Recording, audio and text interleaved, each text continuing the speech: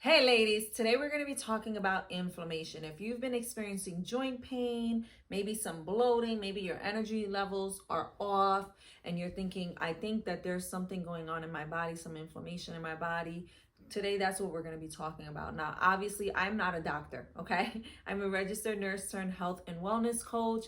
And more recently, I am not only the wellness coach, I'm also the patient because I've been experiencing all of these things myself since I turned 39. Now I'm 40. And so for the last year, I've been experiencing these things myself. And I'm just sharing my journey with you, some education that I've learned along the way. But of course, if this is something that you've been experiencing and you haven't gone to your doctor, I highly recommend you go to your doctor, get some lab works done, get some tests done, figure out what's going on in your body. Now, let's say you're someone who's already been diagnosed with something like, so for example, I had hip surgery, I have hamstring tendinosis all over my, basically my hamstrings are all damaged from, I don't know, from the surgery or from not healing properly. And then I also have arthritis in my back, I have arthritis in my neck, blah, blah, blah, blah, blah. But this can still help you because what we're talking about is inflammation. And yes, you could have a primary issue that's happening, and secondary to that, you could be having inflammation. Now, all inflammation isn't bad, right? Like, so for example, if you stub your finger in the door, if you get your finger stuck in the door, what's going to happen? Your finger is going to get swollen. It's going to get red. Your body's going to send all the blood cells and platelets and everything to that finger. It's going to be painful and it's going to be red. It's going to be inflamed. But what's happening is it's healing itself, right? And so we want inflammation to happen in our body.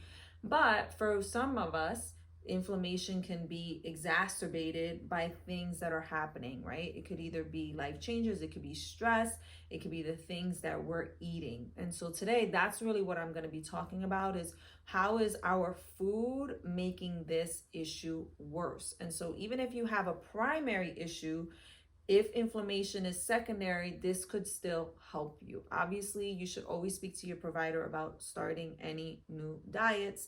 But I will just say from my personal experience, I haven't had a lot of success with having my providers help me with this issue. It's been more like take ibuprofen 800 milligrams every single day. And number one, that's not good for your stomach. Number two, it's not actually fixing the problem. And so because of that, I have spent a lot of time trying to figure things out on my own. And so again, I'm not coming to you as an expert, although I've done a lot of research and I know a lot about this topic. I'm really sharing my journey, and I want to give you at least 3 things that you can start implementing this week to hopefully help you start to narrow down what is bothering you the most, okay? Depending on when you're seeing this video, there will be a more detailed blog post about inflammation and all of the things that you can start to consider or even talk to your provider about. And I will also be sharing the meal plan that I am currently on, and it's been really helping me. So a little backstory on me is I'm a 40-year-old perimenopausal mom of 2.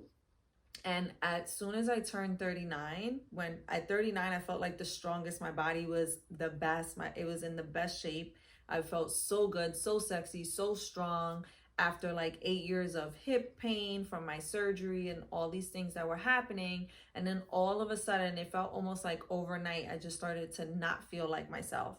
Now, part of that is from perimenopause. I haven't shared my journey with you guys yet, only because I'm still figuring that out. And when I come to you, I want to like be able to say, these are the things that are working for me. And there are some things that I've used that are working, but I really want to be able to give you guys valuable information. So today I want to speak specifically to the inflammation, which could be from perimenopause, or it could just be because I'm aging.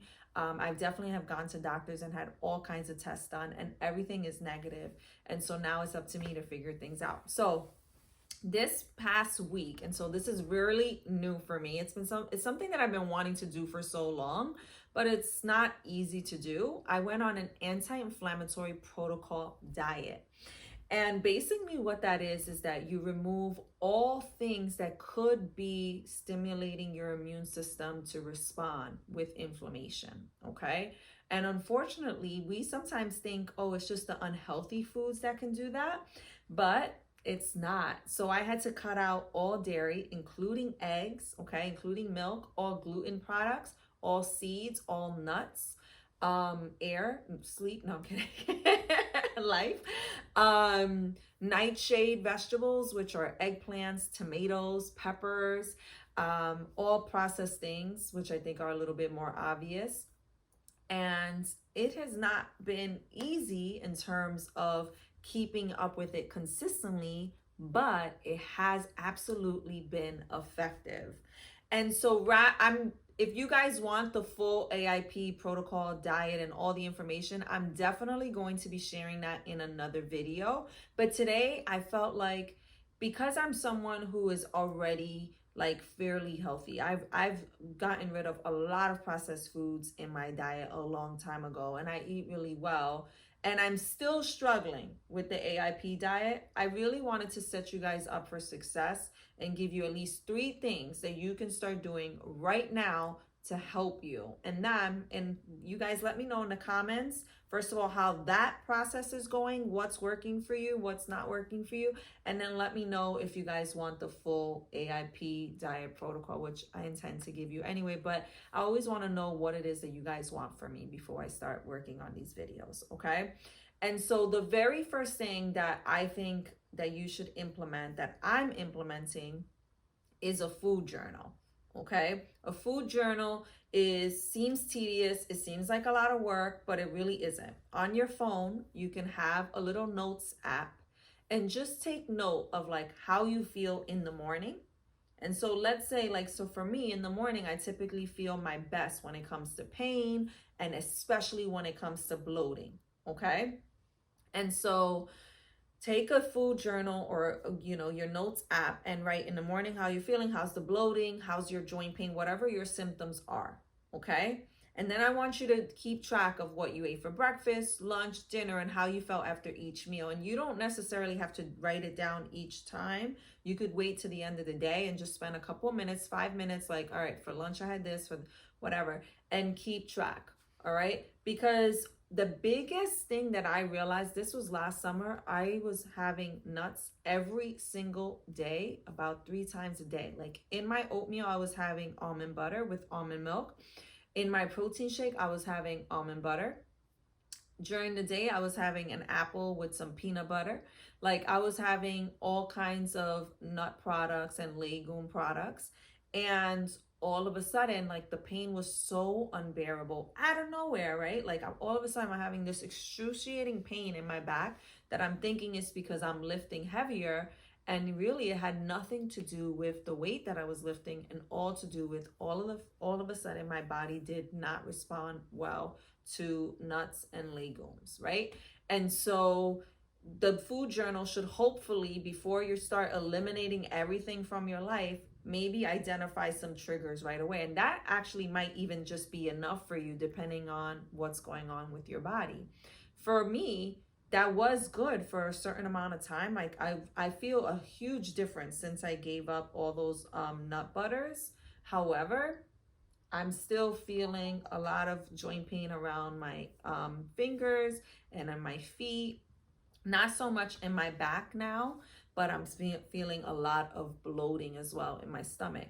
And so that's why I decided to take it a little bit further and go onto the anti-inflammatory protocol diet. But before we even get there, the second thing that I would recommend doing is having periods where you're allowing your gut to rest, especially if you're someone like me who experiences bloating all the time, okay? I will go out and my stomach is flat. I'm in a crop top. I'm feeling good. This just happened to me on vacation. I was looking so sexy in a beautiful skirt, and I don't know what I ate. And I was like, we got to get back to the room right away so I can change, because like my stomach was, and my husband and my kids were looking at it. They couldn't believe it. It was like literally as we were just even walking to the room, it was getting bigger and bigger and bigger. Okay. And so something that I implement that I feel has been very helpful is allowing my gut to just rest. Okay. This is at least 12 hours where you're not feeding your gut anything. You're just giving it water, Depending on whether or not you can have this, you can add a little bit of mineral pink Himalayan sea salt to your water. That's some sodium. So if you're someone who shouldn't be on, having extra sodium, be careful with that. But that helps to help you stay hydrated. It also helps you not to feel as hungry as quickly. But typically I will do those 12 hours, most of them sleeping.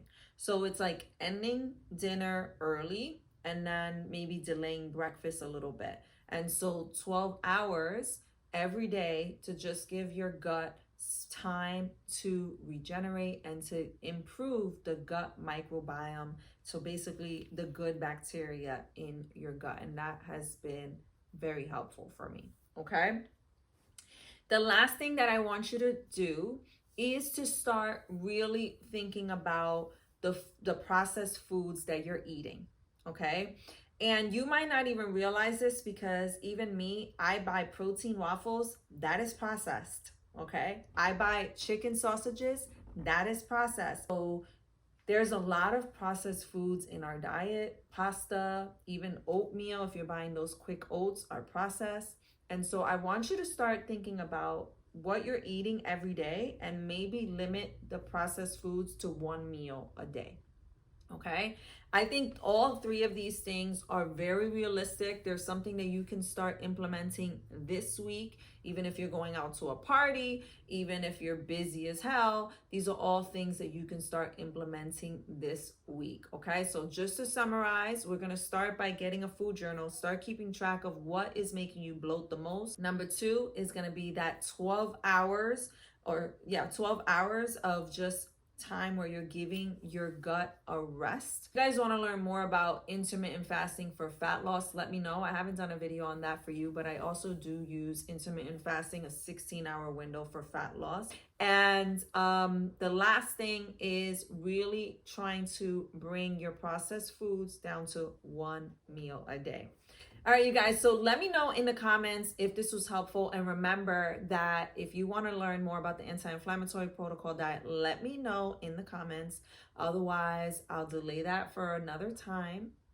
And depending on when you're seeing this video, down in the description, you will find a blog post that'll give you way more information about this, as well as a meal plan to help to get you started. All right. Hope this video was helpful, and I look forward to seeing you in the next video. Don't forget to hit that subscribe.